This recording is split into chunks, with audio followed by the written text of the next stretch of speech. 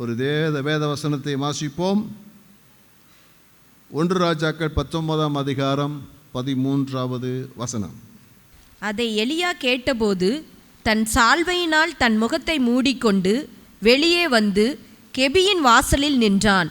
அப்பொழுது, இதோ எலியாவே, இங்கே உனக்கு என்ன காரியம் என்கிற சத்தம் அவனுக்கு உண்டாயிற்று. அங்கே ஒரு சத்தம், எலியாவே, இங்கே உனக்கு என்ன காரியம்? எலியாவை குறித்து நமக்கு நல்லா தெரியும். பல இடங்களிலே எலியாவை குறித்து சொல்லப்பட்டிருக்கிற வார்த்தை தேவனுடைய மனுஷன். அவன் தேவனுடைய ஒரு மனுஷன். அது மாத்திரமல்ல, அந்த நாட்டில் இருக்கக்கூடிய எல்லா மனிதர்களும் எலியாவை எப்படி அறிந்து வைத்திருந்தார்கள் என்று சொன்னால், தேவனுடைய மனுஷன் என்று அறிந்து வைத்திருந்தார்கள். அவனுக்கென்று கனம் இருந்தது, அவனுக்கென்று மரியாதை இருந்தது. இன்னும் சொல்லப்போனால் அவனை குறித்த பயம் தேசத்தில் இருந்தது. ஆகாப்புடைய பார்வையிலே எலியா எப்படிப்பட்டவன் என்று சொன்னால், தேசத்தை கலங்க பண்ணுகிறவன்.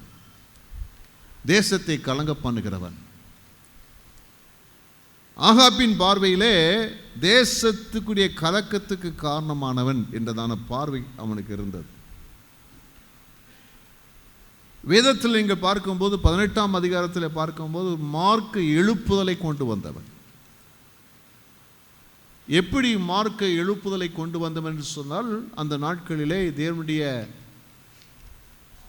அற்புதங்களினாலும் அடையாளங்களினாலும் பலத்த செய்களினாலும் எகிப்திலிருந்து அடிமைகளாயிருந்த ஜனங்களை தேவன் மீட்டு கொண்டு வந்து அவர்களுக்கு மிகுந்த பிரயாசத்திலே ஒரு தேசத்தை கொடுத்து, பாலும் தேனும் ஓடுகிற ஒரு தேசத்தை கொடுத்து, அவர்களுக்கு தான் எப்படி ஜனங்கள் நடக்க வேண்டும் என்றதான கற்பனைகளை கொடுத்து, நீ இதையெல்லாம் செய்தால் நீ ஆசீர்வாதமாக இருப்பாய் என்று சொல்லி நடக்க வேண்டிய வழிகளையும் கற்றுக் கொடுக்க இந்த ஜனங்கள் இணைச்சாருங்க. சொன்ன அந்நிய தேவர்களை, தேவனை விட்டு அவர்கள் பின்வாங்கி அந்நிய தேவர்களை வழிபட்டு தேவனுக்கு கோபம் உண்டாக்கின நாட்களிலே அவன் தனி ஒரு மனுஷனாக நின்று வானத்திலிருந்து அக்கினி இறங்க பண்ணி கர்த்தரே தேவன் என்று சொல்லி நிரூபித்து தேசம் முழுமையும் கர்த்தருக்குள்ளே கொண்டு வந்த ஒரு பெரிய கர்த்தரால் பயன்படுத்தப்பட்ட ஒரு தேவ மனுஷன். மூலமாக ஏராளமான அற்புதங்கள் நடந்தது நமக்கு நன்றாக தெரியும். கர்த்தருக்கு ஸ்தோத்திரம் உண்டாவதா. இப்படிப்பட்டவன் தான். அவனுடைய வாழ்க்கையிலே அவன் மேலே கர்த்தருடைய கண்கள் மிக மிக நோக்கமாக இருந்தது. அவன் சொல்கிறான், தன்னை குறித்து அவன் அறிமுகப்படுத்தும் போது சொல்கிறான், என்ன சொல்கிறான்னா, நான் யார் தெரியுமா? கர்த்தருக்கு முன்பதாக நிற்கிறவன். இதை போல ஒரு பெரிய ஒரு ஒரு மதிப்பு சொற்கள் இருக்க முடியாதுன்னு நினைக்கிறேன். அவன் எந்நேரமும் கர்த்தருக்கு முன்பதாக நிற்கிறவன், பேசுகிறவன், உறவாடுகிறவன், ஆண்டுடைய சமூகத்தை தரிசிக்கக்கூடிய ஒரு மனுஷன் கர்த்தருக்கு முன்பதாக நிற்கிறவன் என்று சொல்ல, இரவும் பகலும் தேவனோடு கூட இருக்கக்கூடியவன். அதிசய விதமாக தேசத்திலே பஞ்சம் வந்த போது, யாருக்கும் சாப்பிடுவதற்கு ஒன்றும் இல்லாத காலங்களில் அதிசயமாய் தேவனால் போஷிக்கப்பட்ட ஒரு மனிதன். காகம் அவனுக்கு காலையும் மாலையும் அருமையான உணவை கொடுத்தது. கேரித் ஆற்றங்கரை தண்ணீர் வற்றின போது ஒரு விதவை வீட்டில் போய் ஆண்டு அற்புதம் செய்து இவனுக்காக ஒரு சாப்பாட்டுக்குரிய ஏற்பாடுகளை பண்ணி வைத்திருந்தார். அப்படிப்பட்ட ஒரு மனுஷனாக நினைச்சு தான் இருந்தான். மொத்தத்தில் சொல்லப்போனால் அவன் சொல்கிறான், என்னுடைய வார்த்தையை அன்றி மழை பெய்யாது அப்படி சொல்கிறான். அவன் சொல்ல கர்த்தர் செய்தார். மழை வேண்டும் என்று சொல்லும்போது மழையை கட்டளையிட்டார். இல்லை, மழை வேண்டாம் என்று சொல்லும்போது மழையை ஆண்டவர் கொடாதபடி வானத்தை அடைத்து போட்டார். இப்படிப்பட்ட ஒரு பெரிய ஒரு மனுஷன். தேசங்கள் நடுங்கினது.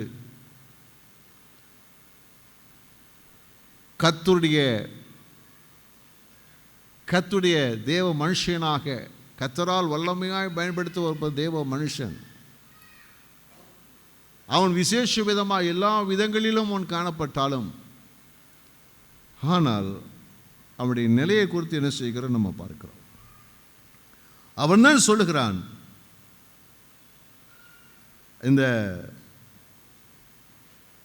19வது அதிகாரத்தில் 4ஆம் வசனத்தில் அவர் சொல்லுகிறார். 19:4, அவன் வனாந்தரத்தில் ஒரு நாள் பிரயாணம் போய் ஒரு சூரைச்செடியின் கீழ் உட்கார்ந்து தான் சாக வேண்டும் என்று கோரி, போதும் கர்த்தாவே, என் ஆத்துமாவை எடுத்துக்கொள்ளும், நான் என் பிதாக்களை பார்க்கிலும் நல்லவன் அல்ல என்று சொல்லி. பாரு, சூரைச்செடி கீழே போய் படுத்துக்கிட்டார். சூரைச்செடியின் கீழ் அவர் படுத்துக்கொண்டு நித்திரை செய்து தேவ சமூகத்தில் ஒரு ஜெபம் பண்றார்.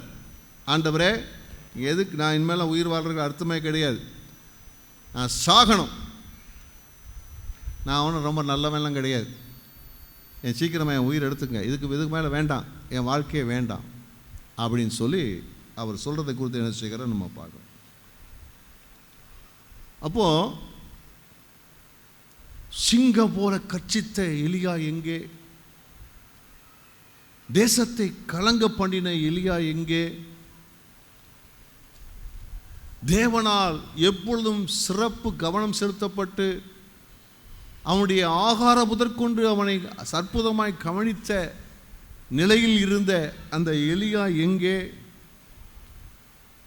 யாரையாவது வந்தால் அவனுக்கு பிடிக்கவில்லை என்றால் வானத்திலிருந்து அக்கினி இறங்கி பட்சிக்க கடவுள் சொல்லும்போது அப்படியே நடந்ததே. சிங்கமாக இருந்த அந்த எலியா எங்கே?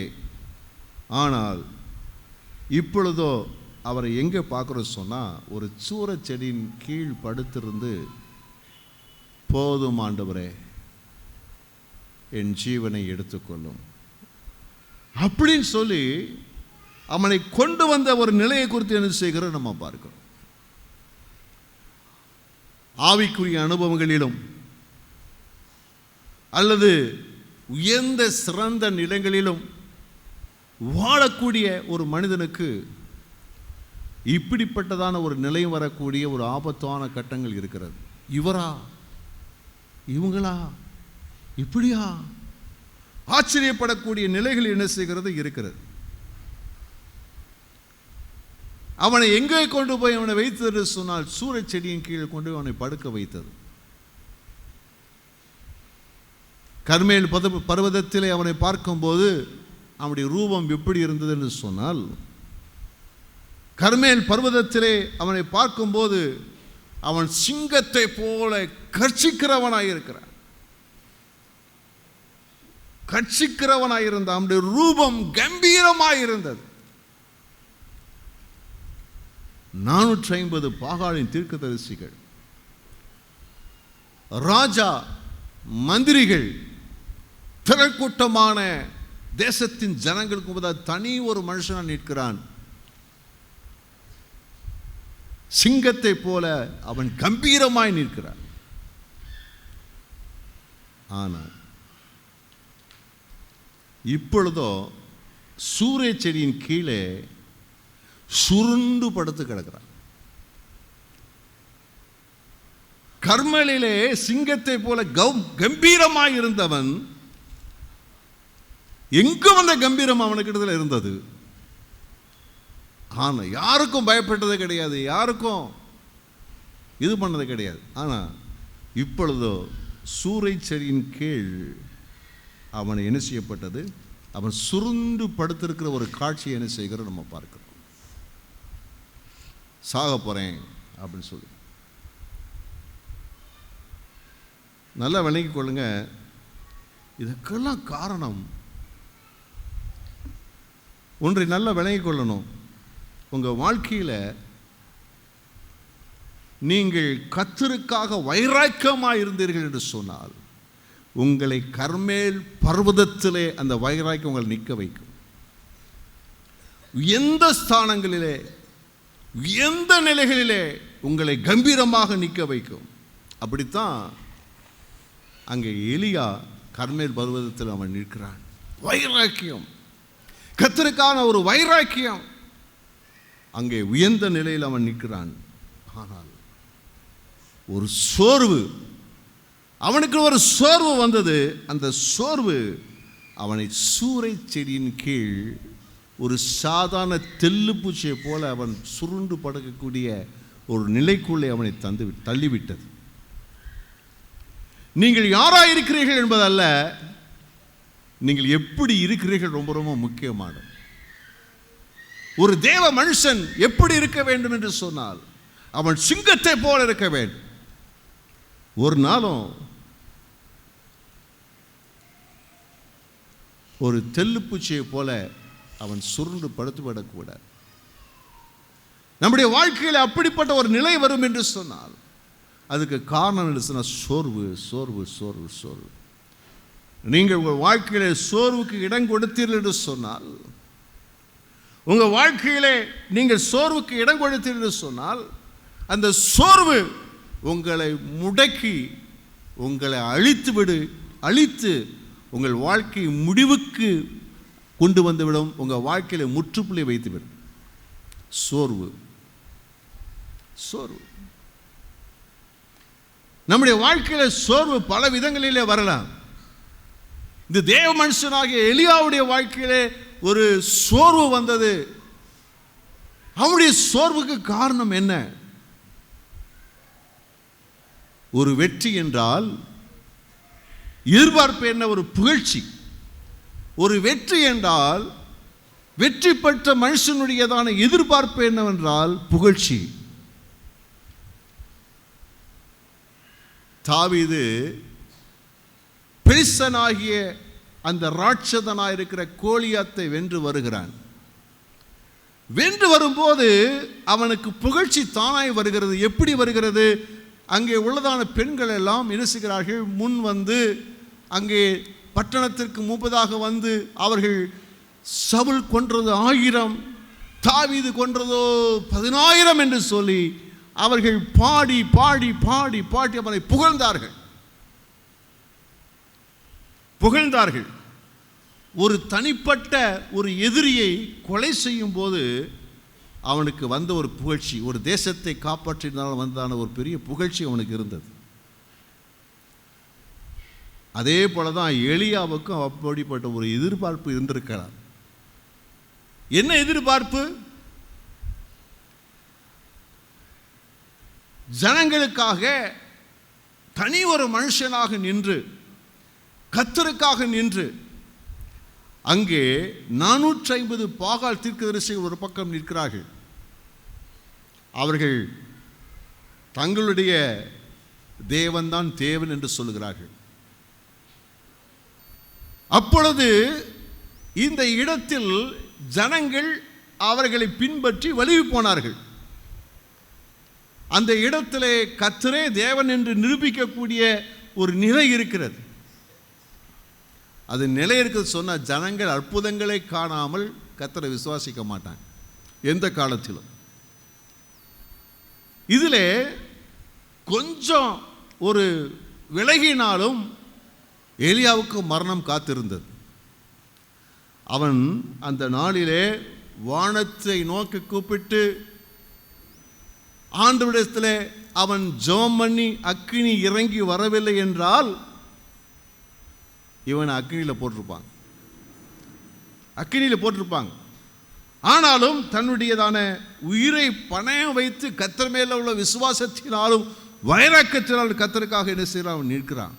தனி மனிதனாக நின்று அவன் கர்த்தரே தேவன் என்று அவன் நிரூபிக்கிறதை நீங்கள் பார்க்கிறீர்கள். எல்லாரும் ஜெபம், எல்லாரும் பிரார்த்தனை பண்ணாங்க, தங்கள் தேடத்தில் கேட்குறாங்க, ஒன்றும் வரல. ஆனால் இவன் தன்னை தாழ்த்தி அவன் தேவ சமூகத்தில் ஜெபிக்கும்போது தேவன் வானத்தில் அக்கினியை ஆண்டவர் இறக்கினார். ஜனங்கள்லாம் சொன்னாங்க, கர்த்தரே தேவன், கர்த்தரே தேவன், கர்த்தரே தேவன், கர்த்தரே தேவன் சொல்லிட்டு எல்லாம் வந்தபோது இந்த பின்மாற்றத்துக்கு காரணமான அந்த சக்திகளை அழித்து போட்டார். தேசம் சந்தோஷப்பட்டிருக்கணும், மகிழ்ச்சி அடைந்திருக்கணும். உடனே அவனுக்கு ஒரு விழா எடுத்திருக்க வேண்டும், ஒரு பாராட்டு விழா நடத்திருக்க வேண்டும். அரண்மனை அவனுக்கு பாராட்டு விழா நடத்திருக்க வேண்டும். ஆனால் நடந்தது என்ன? ஒரு பயமுறுத்தல். நாளை காலையில் உன் உயிர் இருக்காது. அரண்மனையிலிருந்து அவனுக்கு அப்படிப்பட்ட செய்தி வருகிறது, ஏசபேல் மூலமாக வருகிறது. அவன் மனசு இதை கேட்ட மாத்திரத்தில் அவ்வளோ பெரிய ஒரு தேவ மனுஷன், அவ்வளோ ஒரு பராக்கிரமசாலி, அவ்வளோ ஒரு தைரியமான ஒரு தேவ மனுஷன் லேசாக இடம் கொடுத்துட்டாரு. எதுக்கு? என்னடா வாழ்க்கை, என்னடா வாழ்க்கை, என்னடா ஊழியம். கொஞ்சம் இடம் கொடுத்துட்டார். அந்த இடம் கொடுத்தது, அந்த சோர்வு அவர் எங்கே கொண்டு போயிடுச்சுன்னா சூரச்செடி கொண்டு போய் அவனை முடக்கி படுத்து உயிரை வெறுக்க வைத்தது. நம்முடைய வாழ்க்கையில் நம்ம எதிர்பார்த்தது நடக்காத பட்சத்தில் நம்முடைய வாழ்க்கையில் சோர்வுகள் வருகிறது. ஒரு வேலை, நீங்கள் எதிர்பார்த்த வேலை கிடைத்திருக்குன்னு எதிர்பார்த்துருப்பீங்க, வேலை கிடைக்காம போயிடும். அல்லது எதிர்பார்த்த அந்த மதிப்பு கிடைக்காமல் போயிருக்கலாம். நீங்கள் பட்ட பிரயாசத்துக்கு தக்க பலன் இல்லாமல் போயிருக்கலாம். அல்லது உங்கள் வாழ்க்கையில் நீங்கள் மற்றவர்களாலே புறக்கணிக்கப்பட்டிருக்கலாம். அப்போ என்ன உண்டாச்சுன்னா சோர்வு உண்டாகிறது. சோர்வு உண்டாகிறது. உங்கள் வாழ்க்கையில் வைராக்கியம் இருக்கும் போதெல்லாம் உங்களுடைய முகம் வேற மாதிரி இருக்கும். நீங்கள் வைராக்கியமாக இருக்கும் போதெல்லாம் உங்கள் பேச்சு வேற மாதிரி இருக்கும், ஒரு மாதிரி இருக்கும். நீங்கள் வைராக்கியமாக இருக்கும்போது உங்கள் நடை வேற மாதிரி இருக்கும். நீங்கள் வைராக்கியமாக இருக்கும்போது உங்கள் சாதனைகள் பெருசாக இருக்கும். ஆனால் சோர்வுக்கு இடம் கொடுத்து விட்டால் உயிரை வெறுத்துரும், வாழ்க்கை வெறுத்துரும், எல்லாவற்றுக்கும் முற்றுப்புள்ளி இணைந்து விடும், வந்துவிடும். அதான் வேதம் சொல்லுகிறது, சோர்ந்து போகாதிருங்கள், சோர்ந்து போகாதிருங்கள், சோர்ந்து போகாதிருங்கள். நம்முடைய வாழ்க்கையில் நாம் சோர்ந்து போனால் நம்முடைய வாழ்க்கையில் எல்லாவற்றையும் இழக்கக்கூடிய ஒரு நிர்பந்தம் என்ன செய்கிறது இருக்கிறது. பிரச்சனைகள் வரும், போராட்டங்கள் வரும். நம்முடைய வாழ்க்கையில் எதிர்பார்த்த காரியங்கள் நம்முடைய வாழ்க்கையில் நடக்காது இருக்கும். ஆனால் இவைகளிலே ஒன்றும் நம்மை சொருப்படுத்தி நம்மை சிறுமப்படுத்துவதற்கு, நம்முடைய வாழ்க்கை அழிப்பதற்கு ஒரு நாளும் நாம் இடம் கொடுக்கவே கூடாது. ஏன் ஆண்டவர் எலியா வாழ்க்கையில் அவர் சோர்ந்து போன அவ்வளோ பெரிய தேவ மனுஷனுடைய வாழ்க்கையில் ஏன் ஆண்டவர் இந்த சோர்வு வந்ததை அவர் எழுதி வைத்திருக்கிறார் என்றால், உங்களுக்கும் எனக்கும் அது பயனுள்ளதாக இருக்கும்படி. அப்படிப்பட்ட ஒரு தேவ மனுஷன் எப்படி சோர்விலிருந்து மீண்டு வந்தார். அதான் சோர்வு என்பது எல்லாருக்கும் வரக்கூடியது தான். ஆனால் இந்த தேவ மனுஷன் எப்படி சோர்விலிருந்து மீண்டு வந்தார். அது சோதரம் உண்டாவதா. நல்லா விளங்கி கொள்ளுங்க. எலியா தான், தேவ மனுஷன் தான். எலியா எந்த நிலையில் இருந்தாலும் சரி, எங்கே இருந்தாலும் சரி, அவர் யார் என்று சொன்னார்? அவர் எலியா தான். அவர் தேவ மனுஷன் தான். அவர் எப்பொழுதும் கர்த்தர் அவரை பார்க்கிறவராகத்தான் இருக்கிறார். ஆகையினாலே ஆண்டவர் அந்த சோர்விலிருந்து அவனை தூக்கி எடுப்பதற்கு ஆண்டவர் உடனே முயற்சி எடுத்தார். போகிறான், அவன் இல்லாட்டா வேற ஆளை தூக்கிடுவோம். மனுஷன் அப்படி தான் சொல்லுவான், இவெல்லாம் நான் அடுத்த ஆள் இருக்கு பண்ண. ஆனால் தேவன் அப்படி அல்ல. தேவனுக்கு தேவ மனிதர்கள் ஒவ்வொருவரும் விசேஷமானவர்கள், முக்கியமானவர்கள். நீங்களும் நானும் தேவனுக்கு ரொம்ப முக்கியமானவன். ஆண்டவர் யாரையும் சாதாரணமாய் பார்க்கறதில்லை, அற்பமாய் எண்ணுகிறதில்லை. இவன் போனா போய் தொலையிட்டோம் நினைக்கிறதில்லை.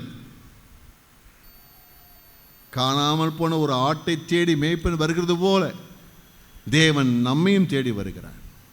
அல்லேலூயா, கர்த்தருக்கு ஸ்தோத்திரம் உண்டாவதாக.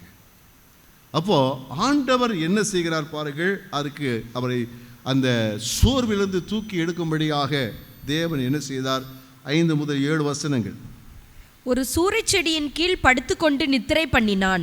அப்பொழுது ஒரு தூதன் அவனை தட்டி எழுப்பி, எழுந்திருந்து போஜனம் பண்ணி என்றான். அவன் விழித்து பார்க்கிற போது இதோ தழலில் சுடப்பட்ட அடையும் ஒரு பாத்திரத்தில் தண்ணீரும் அவன் தலைமாட்டில் இருந்தது. அப்பொழுது அவன் புசித்து குடித்து திரும்ப படுத்துக்கொண்டான். கர்த்தருடைய தூதன் திரும்ப 2ஆம் தரம் வந்து அவனை தட்டி எழுப்பி, எழுந்திருந்து போஜனம் பண்ணு, நீ பண்ண வேண்டிய பிரயாணம் வெகு தூரம் என்றான். ஆமென். அப்போ ஆண்டவர் என்ன செய்றாருன்னா, எலியா தான். நீ எந்த நிலையில் இருந்தாலும் நீ எனக்கு எலியா தான்ப்பா, நீ எனக்கு வேணும், நீ எனக்குரியவன் தான் சொல்லி ஆண்டவர் அவனை சோர்வை மாற்றுவதற்காக ஒரு தூதனை அனுப்பினார். தூதனை அனுப்புறார்.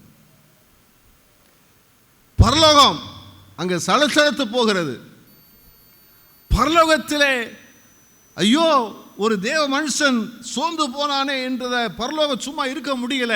உடனடியான ஒரு நடவடிக்கை எடுக்கப்படுகிறது. பரலோகத்திலே உடனடி நடவடிக்கை எடுத்த விதமாக யார் அனுப்பலாம்? இந்த தேவதூதனை அனுப்புங்க. ஒருவேளை அவர் காபிரியல் இருந்திருக்கலாம். ஒருவேளை அந்த காலங்களில் தூதன்ற இடங்களில் கர்த்தராகிய இயேசு கிறிஸ்து குறித்து சொல்லியிருக்கிறது. ஒரு கர்த்தராகிய இயேசு கிறிஸ்து கூட இருந்திருக்கலாம். அப்போ ஒரு தேவ தூதன் என்ன செய்கிறார்? அங்கே வருகிறார். வரும்போது எப்படி வர்றாரு பாருங்க. அவர் வரும்போது முதல்ல அவர் வந்த உடனே எப்படி பேசியிருக்கணும்? சுருண்டு படுத்திருக்கிற மனுஷனை பார்த்து தேவதூதன் என்ன செய்யணும்? உங்கள் பிள்ளை யாராவது ஏதோ மார்க் கம்மியாக வாங்கிட்டு வந்து சோர்ந்து போய் சாப்பிடாம கொள்ளாமல் படுத்திருந்தா நீங்கள் என்ன செய்வீங்க? 2 மிதி போது எருமை மாடு மார்க்கை வாங்கிட்டு வந்து எப்படி படுத்து கிடக்கப்பார். இயல்பு தானே, நம்ம அப்படித்தானே பண்ணுவோம். பக்கத்தில் அப்படிலாம் பண்ணாதீங்க. அவனே சோர்ந்து போய் கிடக்கான். அந்த பிள்ளையே சோர்ந்து போய் கிடக்கு. அவமானத்தில் வெக்கத்தில் கிடக்கு. கர்த்தருக்கு ஸ்தோத்திரம் உண்டாவதாக. ஆண்டவர் என்ன செய்றார்னா, தேவதூதன் அனுப்புகிறார். தேவதூதன் வரும்போது எப்படி தான் வர்றாராம் பாருங்க. அவர் வர்றாரு. வந்து என்ன செய்கிறாருன்னா, அவர் தட்டி எழுப்புறார். தட்டி எலியா எலியா எலியா எலியா எலியா. பக்கத்தில் போகிறக்கு யாருக்கும், எலியா பக்கத்தில் போகிறக்கு யாருக்கும் தைரியம் கிடையாது. நல்லா விளங்கி கொள்ளுங்க. எலியா பக்கத்தில் போகிறக்கு ராஜாவுக்கு தைரியம் கிடையாது, ராஜாத்திக்கு தைரியம் கிடையாது, தேசத்தில் எவருக்கும் தைரியம் கிடையாது. ஆனால் ஒரு ஆள் தட்டுறாரு, தட்டி எழுப்புறாரு, எலியா எலியா எலியா. அப்போது இவர் தட்டும்போது எழுந்திருக்கிறாரு. எழுந்து பார்க்குறாரு. நல்ல பசி இல்லையா? ஒரு பாத்திரத்தில் தண்ணீர், அப்புறம் அவங்க சுடப்பட்ட அடை, நல்ல தள்ளல் அடை, சுடப்பட்ட நல்ல சூப்பரான அடை. அந்த காலத்தில் அவங்களுக்கு உணவில் மெயின் உணவு என்ன செய்யப்பட்டிருக்கு? ஒரு சாப்பாடு, சூப்பரான சாப்பாடு அங்கே ரெடியாக இருக்குது. அல்லேலூயா, கர்த்தருக்கு ஸ்தோத்திரம் உண்டாவதாக. அப்போ ஆண்டவர் அவனை சந்திக்கிற விதத்தை பாருங்கள், என்ன அற்புதமாக இருக்குன்னு சொல்லி பாருங்கள். கண்டிச்சிருக்கணும், தண்டிச்சிருக்கணும், கோவப்பட்டிருக்கணும், உனக்கு கொடுத்த ஊழியத்தை ஏன் ஒழுங்காக செய்யலை பேசியிருக்கணும். ஆனால் ஆண்டவர் சிலர்னா அதான் தாயின் உள்ளம். அல்லேலூயா, தேவனுக்கு தாயின் உள்ளம் வந்து என்ன செய்கிறார் பாருங்கள். அவருக்கு அழகாக சாப்பாடு, முதல் என் பிள்ளை பசியாக இருக்கும், முதல்ல என் பிள்ளைக்கு பசியை ஆற்றுவேன். நம்முடைய தேவையை சந்திக்கிறவர், நம்ம குறை சொல்ல மாட்டார், நம்ம புறக்கணிக்க மாட்டார். நம்மை தைரியப்படுத்துறதுக்கு என்ன செய்யணுமோ, முதல்ல உடல்நிலை நல்லா இருந்தால் தான் மனசு நல்லா இருக்கும். ஒருத்தர் பசியோடு இருக்கிறவன் போய், பசியோடு இருக்கிறவனை போய் அவன்கிட்ட போய் என்ன பேசுகிற ஏறாது. ஆகையினால அந்த நல்ல சாப்பாடு அரிசி, சூப்பராக நான் சாப்பாடு அரிசியாக கொடுத்து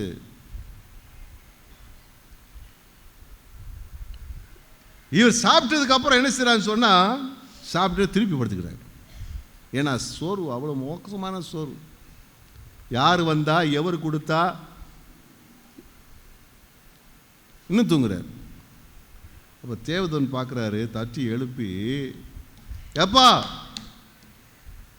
எலியா எந்திரிப்பா, கண்ணு எந்திரி, கண்ணு சீக்கிரம் எந்திரி, கண்ணு சாப்பிடு. 7ஆம் வசனம், நீ போக வேண்டிய தூரம், நீ பண்ண வேண்டிய பிரயாணம் வெகு தூரம். இவ்வளவு ஒரு ஆண்டவர் அன்பு செலுத்தும் போது எப்படி ஆண்டவருடைய அன்பை புறக்கணிக்க முடியும்? நீங்கள் சோர்ந்து போகும்போது தேவன் உங்களை சந்திப்பதற்கு ஒரு தூதனை கண்டிப்பாக அனுப்புவார். அந்த தேவ தூதர் வந்து உங்களை நல்ல கவனித்து ஆறுதல் படுத்தி தேர்வுபடுத்தி உற்சாகப்படுத்தும் போது அதை ஒரு நாளும் புறக்கணிச்சிடாதீங்க. யார் மூலமாவது வருவாங்க, ஒரு தேவதூதன் நமக்கு வருவார், நம்ம சந்திப்பார், நம்ம உற்சாகப்படுத்துவார், நமக்குரிய ஆகாரத்தை கொடுப்பாங்க. அது ஆவிக்குரிய ஆகாரமாக இருக்கலாம், சரபிரதமான ஆகாரமா, ஏதோ ஒன்று கொடுத்து நம்ம சரி பண்ணுறதுக்கு கிடைச்சாங்க வர்றாங்க. கர்த்தருக்கு ஸ்தோத்திரம் உண்டாவதா. அப்போ இதில் நம்முடைய சோர்வை மாற்றுவதற்கு தேவன் ஒரு முயற்சி எடுக்கிறார். கர்த்தருக்கு ஸ்தோத்திரம் உண்டாவதா. அதே சமயத்தில் நம்முடைய சோர்வும் நீங்கி மீண்டும் பழைய நிலைக்கு நம்ம வரணும்னு சொன்னால் நம்ம முயற்சி ரொம்ப அதிகமாக இருக்கும். சோர்ந்து போனதுக்கப்புறம் நீங்கள் மீண்டும் வரணும்னு சொன்னால் தேவ முயற்சியோட உங்கள் முயற்சி இருக்கணும். நீங்கள் முயற்சி எடுக்கணும், மீண்டும் வர்றதுக்கு முயற்சி எடுக்க வேண்டும். அப்போ ஆண்டவர் சொல்கிறாரு, நீ போக வேண்டிய தூரம் என்ன செய்யுது, ரொம்ப இருக்கப்பா, பிரயாணம் பண்ணி ரொம்ப தூரம் போகணும், நீ எந்திரி சீக்கிரம் புறப்படு. அவர் சாப்பிட்டுட்டு என்ன செய்கிறாருன்னா நடக்கிறாரு நடக்கிறாரு நடக்கிறாரு நடக்கிறாரு நடக்கிறாரு நடந்துக்கிட்டே இருக்கிறார், போயிட்டே இருக்கிறாரு. எத்தனை நாள் நடந்தாராம்? 40 நாள். அந்த சாப்பாடு அவருக்குரிய அப்படிப்பட்ட சூப்பர் சாப்பாடு கொடுத்துருக்கிறார். அது பரலோகத்தினுடைய அந்த உணவாக இருந்திருக்கலாம். அந்த உணவை சாப்பிட்ட போது அந்த பலத்தில் 40 நாள் நடக்கிறாரு நடக்கிறாரு நடக்கிறாரு நடக்கிறாரு நடக்கிறாரு நடந்து போய்கிட்டே இருக்கிறார். அல்லேலூயா, கர்த்தருக்கு ஸ்தோத்திரம் உண்டாவதா.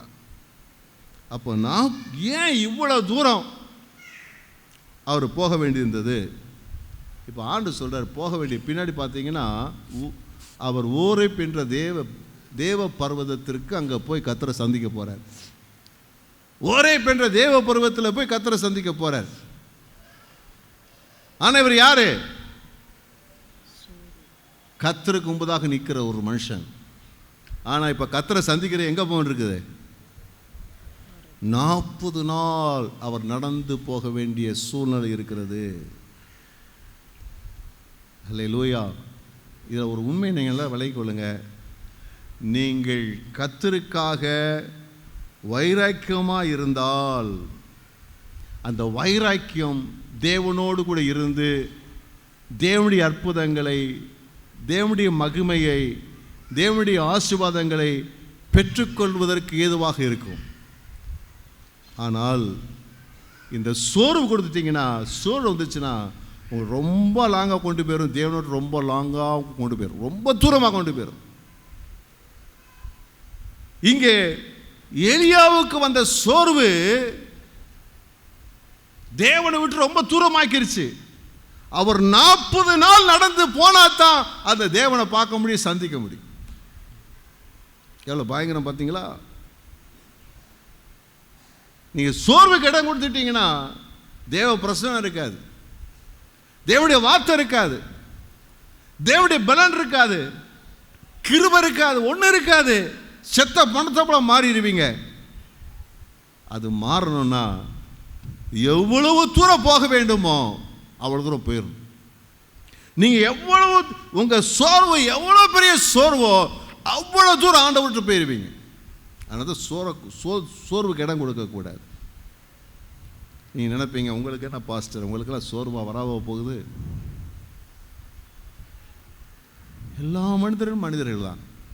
எலியா நம்மை போல பாடுள்ள மனுஷன். அவனுக்கு சோறு வந்தது போல் எல்லாருக்கும் சோறு வரும். ஆனால் நல்லா விளங்கி கொள்ளுங்க, சோர்ந்து போனால் நீங்கள் எவ்வளவுக்களவு சோர்ந்து போனீங்களோ அவ்வளவா தேவனோட தூரமாக போயிடுவீங்க. ஜெபம் வராது,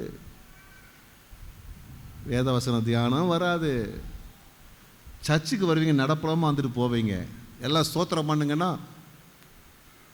அப்படி தான் வரும். சத்தம் வராது, இங்கிருந்து தான் வரும். பாட்டு இங்கிருந்து தான் வரும், இருதயத்திலிருந்து வராது. எதையும் செய்ய ஆண்டவருக்காக எதையும் செய்ய மனசு வராது. ஒரு சுவிசேஷம் சொல்ல மனசு வராது. அப்போ நீங்கள் அந்த இடத்துல இருக்கிறீங்களா? நீங்கள் எவ்வளோ தூரம் போயிருக்கீங்க கொஞ்சம் கவனித்து பாருங்கள். உங்கள் தூரம் எவ்வளவு? ஒரு நாள் தூரமா, 2 நாள் தூரமா, 40 நாள் தூரமா? இவர் 40 நாள் தூரம் ஆண்டு விட்டு போயிட்டார். அவ்வளோ பெரிய தேவ மனுஷன். யாராக இருந்தாலும் சரி, நீங்கள் சோர்வுக்கு இடம் கொடுத்துட்டு சொன்னால் ரொம்ப தூரமாக உங்களை கொண்டு போய்விடும். கர்த்தருக்கு ஸ்தோத்திரம் உண்டாகும். அதனால தான் கர்த்தர் சார்னா, இதுக்கு மேலே நீ போனேன்னா ஒன்றும் செட் ஆகாதப்பான்னு சொல்லி தேவதூதனை அனுப்பி அவர் என்ன செய்கிறார், அங்கே கொண்டு போகிறதை குறித்து பார்க்க. அப்போ அவர் இந்த பர்வதத்துக்கு போகிறார். போன உடனே 9வது வசனத்தில் வாசிங்க. அங்கே அவன் ஒரு கெபிக்குள் போய் தங்கினான். அங்க போனவன அங்கே போய் எழுச்சிட்டாரு, கெபிக்குள்ள போய் படுத்துட்டார். இதோ கர்த்தருடைய வார்த்தை அவனுக்கு உண்டாகி, அவர், எலியாவே, இங்கே உனக்கு என்ன காரியம் என்றார். ஆண்டவர் அவனை பார்த்து பேசுறாரு. என்ன பேசுறாருன்னா, ஏய் இங்க என்னப்பா பண்ற? அப்படி மொழிபெயர்ப்பு எப்படின்னு சொன்ன எளிதான சொல்றேன்.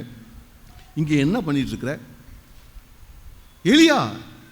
இங்க என்னப்பா செய்யற? இங்க என்ன செஞ்சிட்டு இருக்கிற? வர சொன்னது யாரு? தேவன் தான். ஆனா ஆண்டவர் கேட்கிறாரு, நீ என்ன பண்ணிட்டு இருக்கிற? என்னப்பா பண்ற?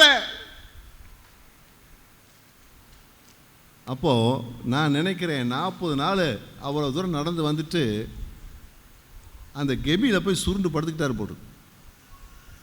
அங்க போனாலும் என்ன செய்ய, சுருண்டு தான் படுத்துருக்கிறார். அங்கே போனாலும் அதான் ஆண்டவர் கேட்கிறார், நீ என்னப்பா பண்ற? 10வது வசனத்தில் என்ன சொல்ற பாருங்க, வாசிங்க.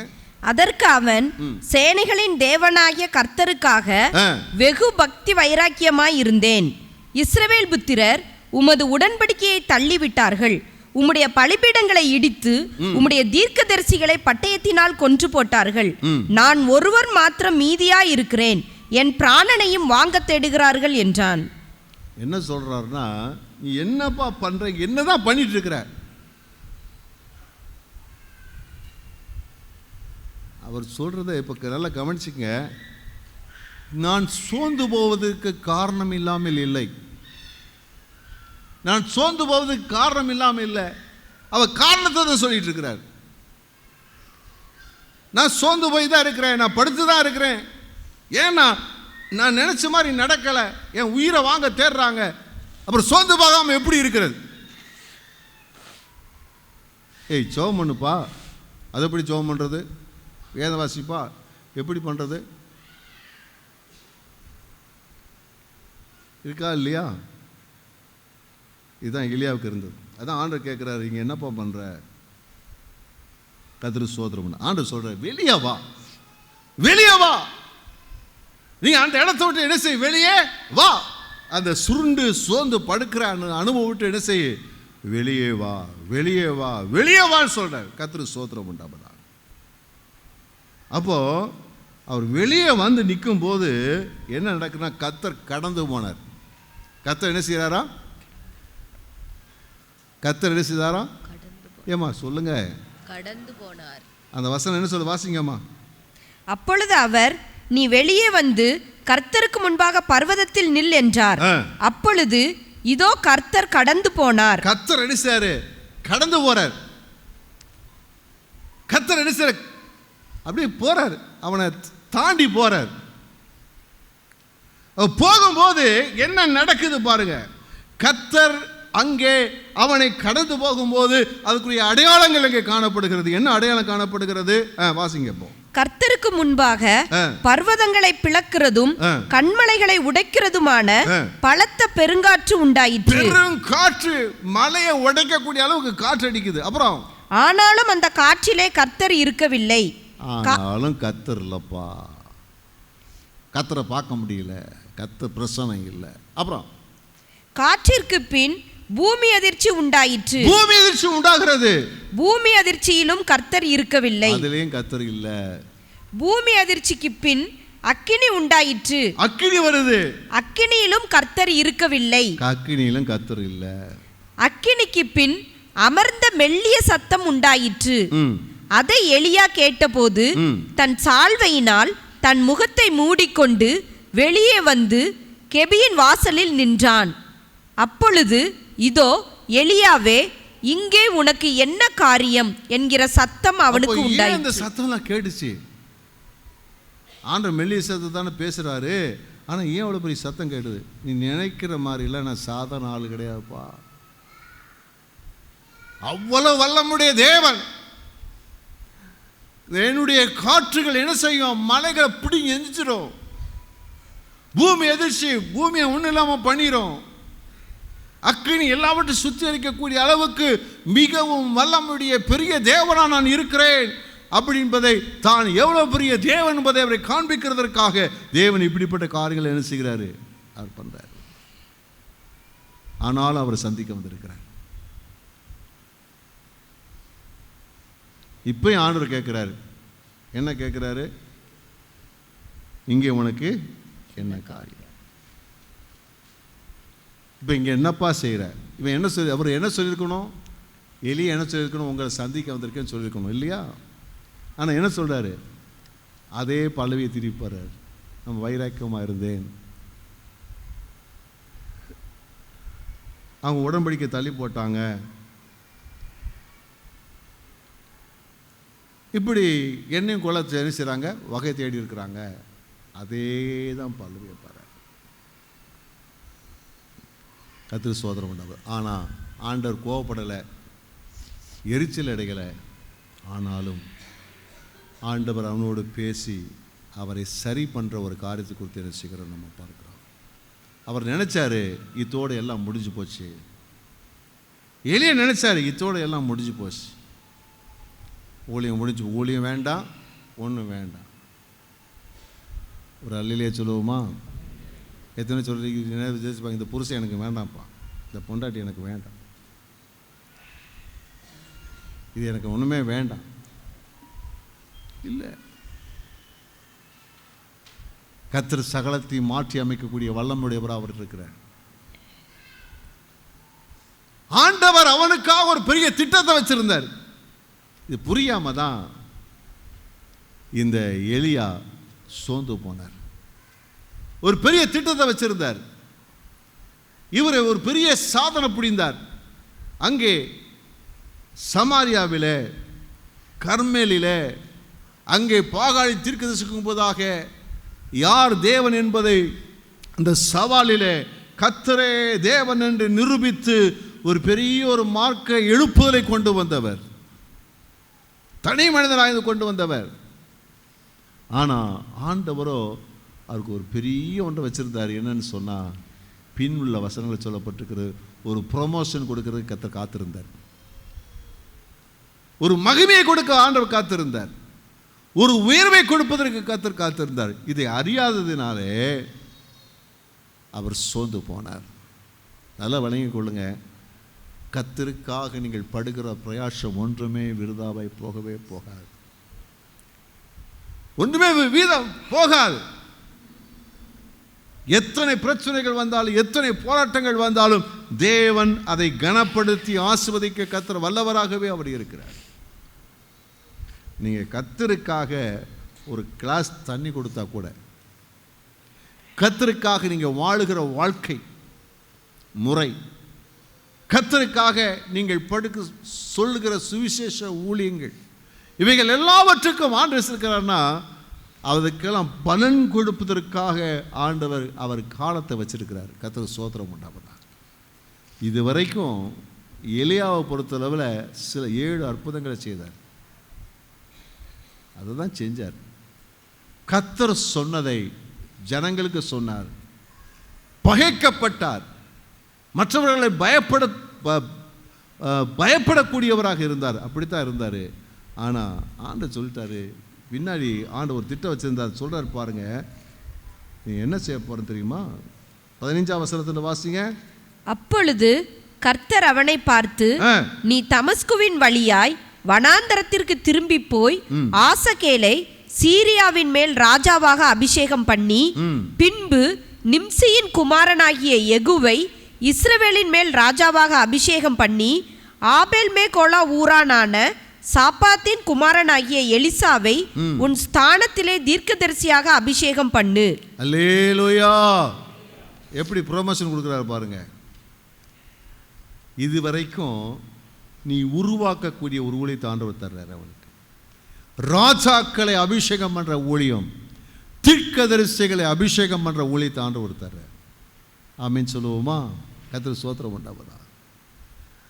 இதுவரைக்கும் ஒரு தனிப்பட்ட நிலைகளிலே தானும் தேவனுமாயிருந்து சில அற்புதங்களை செய்தது தான் அவருடைய ஊழியமாக இருந்தது. ஆனால் ஆண்டவர் அதையெல்லாம் கனப்படுத்தி அங்கே ராஜாக்களை அபிஷேகம் பண்ணக்கூடிய ஒரு பெரிய ஊழியத்திற்கு ஆண்டவர் அவனை உயர்த்தினான். பாருங்க, ராஜாவை அபிஷேகம் பண்ணார், ஆசகேலை அபிஷேகம் பண்ணார், சீரியா தேசத்தின் மேலே நீ அபிஷேகம் பண்ணு. அல்லேலூயா. அல்லேலூயா வராதா? நல்ல சத்தம் அல்லேலூயா சொல்லுவோமா? அப்போ என்ன அர்த்தம்னா, ராஜாக்கள் மேலாக அந்த தேவ மனுஷனை கர்த்தர் உயர்த்தினார். கைகளை தட்டி கர்த்தரை மகிமைப்படுத்துவோமா? ராஜாக்களுக்கு மேலாக ராஜாக்களை ஏற்படுத்தக்கூடிய ஒரு பெரிய உயர்ந்த நிலையிலே கர்த்தர் அவர் என்ன செய்தார்? அது உயர்த்திட்டார். கர்த்தருக்காக நம்ம படுகிற பிரயாசங்கள், உத்தம வாழ்க்கைகள், நீதியுள்ள வாழ்க்கைகள், இவைகளுக்கெல்லாம் கர்த்தர் கனம் பண்ணுகிற காலம் இருக்கிறது. அந்த காலம் வரும்போது எல்லாருக்கும் மேலான நிலைகளில் கர்த்தர் நம்ம உயர்த்த அவர் சித்தம் உள்ளவராக இருக்கிறார். ஏற்ற காலத்தில் அவர் செய்வார். அல்லேலூயா. கர்த்தர் ஸ்தோத்திரம் உண்டாகும். அது மாத்திரமல்ல, அடுத்து பார்த்தீங்கன்னா எலிசா தீர்க்கதரிசியை அவரை போல அநேகரை உருவாக்கக்கூடிய அப்படிப்பட்டதான ஒரு ஊழியத்தை அவருக்கு தேவன் தரார். ஒன்று ராஜாக்களை ஏற்படுத்துகிற ஒரு ஊழியம், இரண்டாவது தன்னை போல தீர்க்கதரிசிகளை உருவாக்கக்கூடிய ஊழியம். எப்படிப்பட்டதான மகிமையான ஊழியத்தை அவருக்கு வச்சிருக்கிறார் சொல்லி பாருங்க. கர்த்தர் ஸ்தோத்திரம் உண்டாவதா. ஆகையினாலே இக்காலத்து பாடுகள் இனி வரும் மகிமைக்கு ஒப்பிடத்தக்கவைகள் அல்ல. அது பரலோகத்தில் மாற்றம் அல்ல, இந்த காலத்திலும் இப்பொழுது நீங்கள் படுகிற பிரயாசங்கள், பாடுகள், கஷ்டங்கள், துன்பங்கள், அவமானங்கள், அவைகளுக்கெல்லாம் என்னது? இன்னும் வரும் மகிமைக்கு ஒப்பிடத்தக்கவைகள் அல்ல.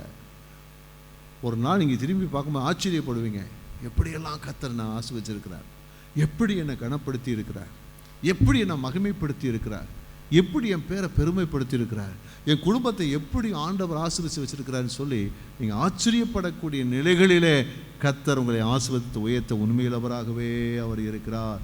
அல்லேலூயா. கர்த்தருக்கு ஸ்தோத்திரம் உண்டாகும். இதில் என்னன்னா, இதுவரைக்கும் படுத்திருந்தவர் யாரு? எலியா. சூரியச்செடியில் படுத்திருந்தார். தேவ பருவத்துக்கு வந்தார், அங்கேயும் போய் சுருண்டு போய் கேபியில் போய் படுத்துக்கிட்டார். ஆனால் இப்போ ஆண்டவர் அவர்கிட்ட சொன்ன மாத்திரத்தில் உடனே புறப்பட்டார். மறுபடி சிங்கமாக மாறிட்டார். உடனே புறப்பட்டு போயிட்டார். அல்லேலூயா. நம்ம தேவ பிள்ளைகள் சிங்கங்களாக இருக்க வேண்டும். ஒரு நாள் தெல்லுப்பூச்சியை போல் என்ன செய்யக்கூடாது? ஊந்திட்டு தெரியக்கூடாது. சிங்கங்களைப் போல தைரியமாக இருக்க வேண்டும். சிங்கங்களைப் போல பிரயாசப்பட வேண்டும். சிங்கங்களைப் போல நம் பழைய நிலைக்கு நம்ம வந்துடணும். கர்த்தருக்கு ஸ்தோத்திரம் உண்டாகும். ஆண்டு உங்களை ஒரு நாள் என்ன செய்ய கைவிடவே மாட்டார். ஏதோ ஒரு வார்த்தை இங்கேருந்து வரும், அது தேவனுடைய வார்த்தையாக இருக்கும், அது உங்களை உயிர்ப்பிச்சிடும். கர்த்தர் உங்களை நடத்த உண்மையில் அவராக இருக்கிறார். ஆகையினால் நீங்கள் செய்கிற எல்லாவற்றுக்கும் கணக்கு வச்சிருக்கிற ஆண்டவர்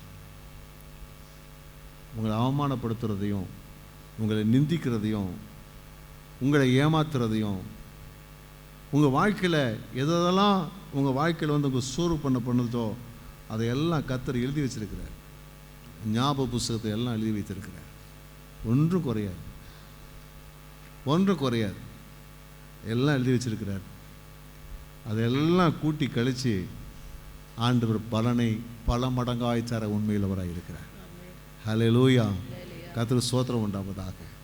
உங்களுக்குன்னு கர்த்தர் வச்சிருக்கிறத யாரும் தடை செய்யவே முடியாது. உங்களுக்குன்னு ஒரு வாழ்க்கை இருக்குது, உங்களுக்கென்று ஒரு வழியை கர்த்தர் வச்சிருக்கிறார், உங்களுக்கென்று ஒரு மகிமையை கர்த்தர் வச்சிருக்கிறார், உங்களுக்கென்று ஒரு மகிமையான எதிர்காலத்தை கர்த்தர் வச்சிருக்கிறாரு.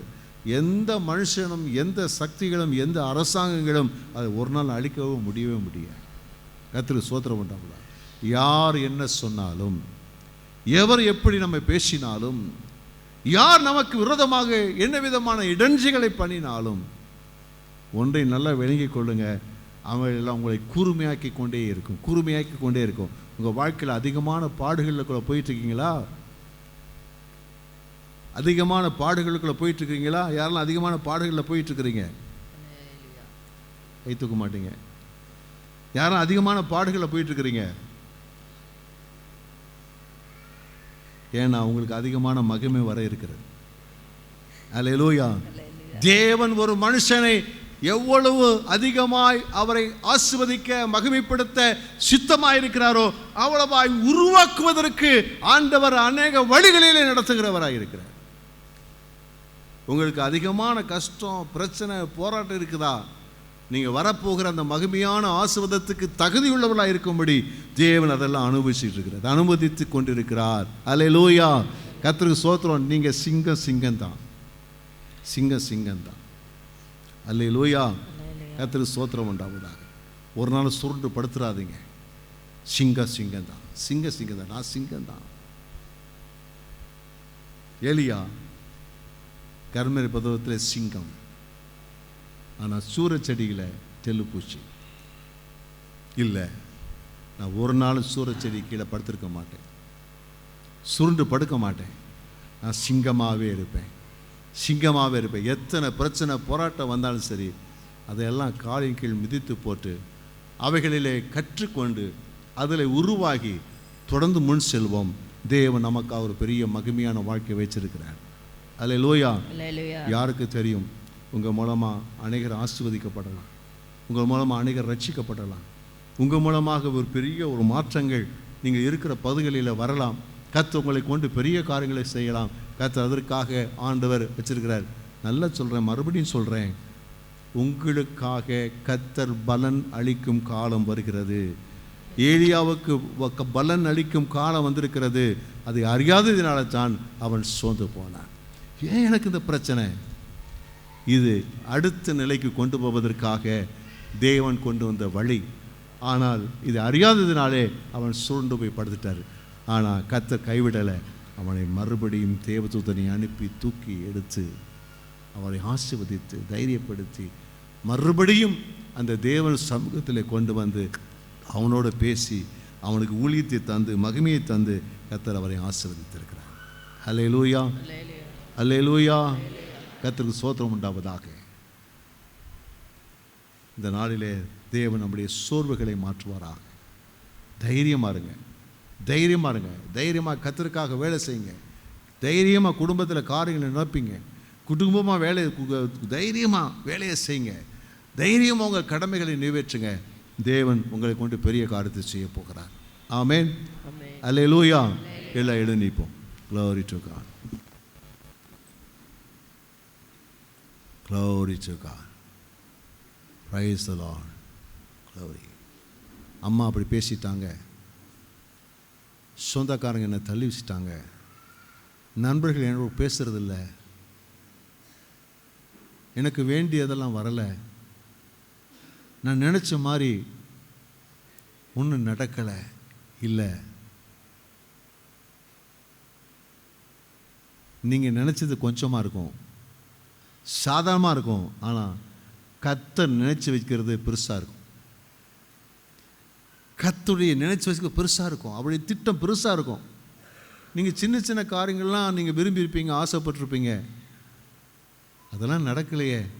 ஆண்டவர் சொல்கிறாரு, என்ன சொல்வார்னா, அப்பா உன்னுடைய நிலைக்கு இதெல்லாம் உனக்கு பத்தாதப்பா, உன்னை பெரிய நிலையில் உன்னை ஆசீர்வதிக்க போகிறேன், பெரிய நிலையில் உன்னை உயர்த்த போகிறேன், பெரிய நிலையில் உன்னை பயன்படுத்த போகிறேன்.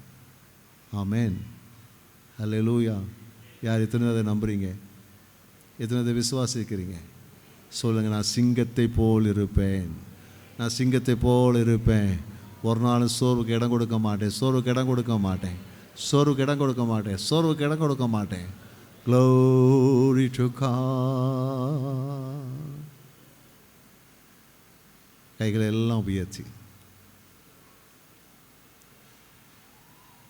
இதுவரை என்னை நீ நடத்தியதற்கு நான் எம்மாத்திரம் எம்மாத்திரம், இதுவரை நீ சுமந்ததற்கு நான் எம்மாத்திரம், என் குடும்பம் எம்மாத்திரம். நான் கண்ட மேன்மைகளெல்லாம் கரத்தினீவு, நான் பார்க்கும் உயர்வுகளெல்லாம் நீ இந்த தயவு. நான் கண்ட மேன்மைகளெல்லாம் கரத்தினீவு, நான் பார்க்கும் உயர்வுகளெல்லாம் நீ தன் தயவு. இதுவரை என்னை நீ நடத்தியதற்கு நான் எம்மாத்திரம் எம்மாத்திரம், இதுவரை என்னை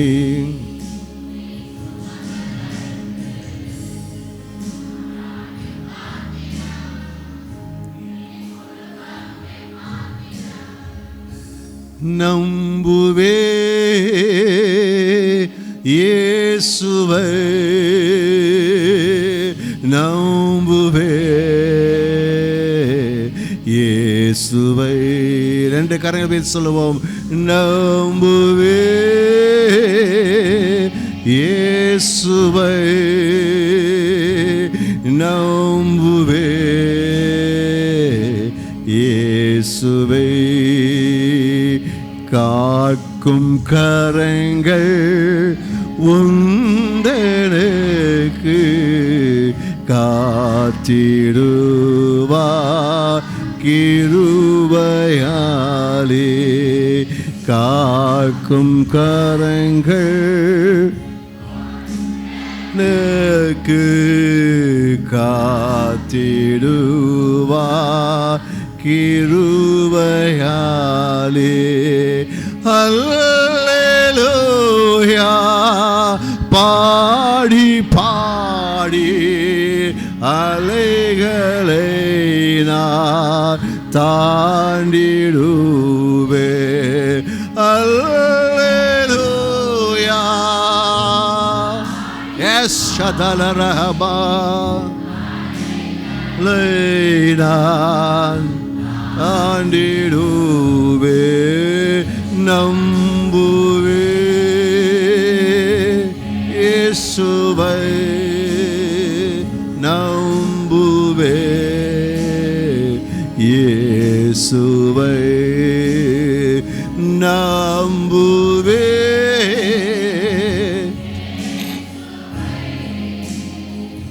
நம்புவே இயேசுவை. பிதாவே, உம்முடைய பிள்ளைகளை குறித்து நீ வைத்திருக்கிற மகிமையான திட்டத்திற்காக ஸ்தோத்திரம். தேவ திட்டத்தின் மையத்திலிருந்து உம்முடைய பிள்ளைகளை பிரிப்பதற்கு சாத்தான் கொண்டு வருகிற பயமுறுத்தல்கள், அவன் கொண்டு வருகிற அநேக இடைஞ்சல்கள், போராட்டங்கள், இவைகளிலிருந்து உம்முடைய பிள்ளைகளை மீட்டு சோர்வை மாற்றி உம்முடைய பிள்ளைகளை தைரியப்படுத்தும்படி ஜெபம் பண்ணுகிறோம். இன்றைக்கு உம்முடைய பிள்ளைகளோடு பேசினபடியால் உம்மை துதிக்கிறோம். நாங்கள் சோர்ந்து போவதில்லை ஆண்டவரே. நாங்கள் சோர்ந்து போவதில்லை ஆண்டவரே. எங்களுக்காக உம்முடைய பிள்ளைகளுக்காக நீ வைத்திருக்கிற மகிமையான காரியத்துக்காக ஸ்தோத்திரம். சிங்கத்தை போல நாங்கள் வைராக்கியமாய், இன்னும் அதிகமாய் கர்த்தருக்காக வைராக்கியமாக வாழ்வதற்கு கர்த்தருடைய கிருபை தயவு இருக்கும்படி நாங்கள் சோமடுகிறோம். நீ செய்கிற மகிமையான எல்லா கிரிகளுக்கும் நன்றி சொல்கிறோம். உடைய பிள்ளைகள் எல்லாமே நம்முடைய கிருபையும் ஆசீர்வாதமும் நிறைவாய் இருப்பதாக இயேசுவின் நாமத்தில் வேண்டிக் கொள்கிறோம் நல்ல பிதாவே, ஆமென்.